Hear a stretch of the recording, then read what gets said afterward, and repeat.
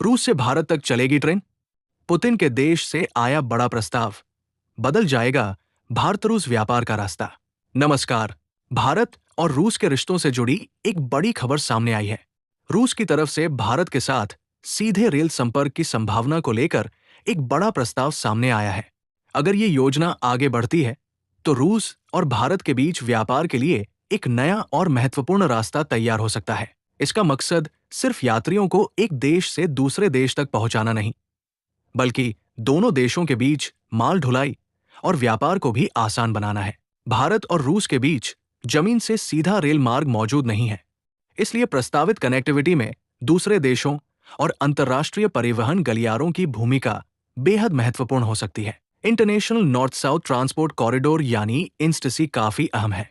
भारत और रूस पहले से ही इस कॉरिडोर के विकास को महत्वपूर्ण मानते रहे हैं। भारत रूस दस्तावेजों में भी इंस्टीसी के जरिए सड़क और रेल ढांचे को मजबूत करने और परिवहन व्यवस्था को बेहतर बनाने पर जोर दिया गया है। इसका सबसे बड़ा फायदा क्या होगा?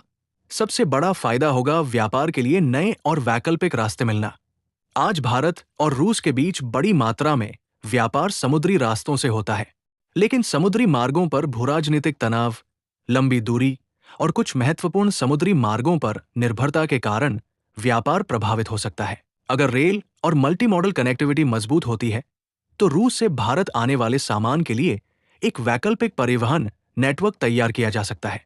ये सिर्फ रूस के लिए ही महत्वपूर्ण नहीं है, भारत के लिए भी ये एक रणनीतिक अवसर हो सकता है। रूस के पास ऊर्जा, खनिज, कृषि उत्पाद और कई औद्योगिक वस्तुओं का बड़ा बाजार है, जबकि भारत दवाइयों, इंजीनियरिंग सामान, मशीनरी, कृषि उत्पाद और दूसरे क्षेत्रों में अपनी भूमिका बढ़ा सकता है। यानी रेल कनेक्टिविटी मजबूत होने से दोनों देशों के बीच व्यापार का दायरा और बढ़ सकता है। इस रूट में रूस से माल रेल के जरिए दक्षिण की ओर जाएगा। रूस में मॉस्को से होते हुए ये नेटवर्क कैस्पियन सागर क्षेत्र तक पहुंच सकता है।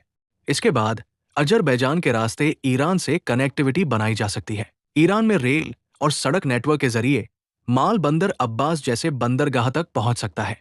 वहां से समुद्री रास्ते के जरिए माल भारत के पश्चिमी तट तक, जैसे मुंबई क्षेत्र, लाया जा सकता है और फिर भारत के अंदर रेल नेटवर्क से आगे भेजा जा सकता है। यानी फिलहाल इसे रूस, अजरबैजान, ईरान समुद्री मार्ग भारत वाली मल्टी मॉडल कनेक्टिविटी के रूप में समझना ज्यादा सही होगा। ये जरूरी नहीं है कि पूरी दूरी एक ही ट्रेन से तय हो। इस कॉरिडोर की खासियत ही ये है कि इसमें रेल, सड़क और समुद्री परिवहन को एक दूसरे से जोड़ा जाता है। अगर भविष्य में इस नेटवर्क को और मजबूत किया जाता है तो रूस और भारत के बीच सामान पहुंचाने में समय और परिवहन लागत को कम करने में मदद मिल सकती।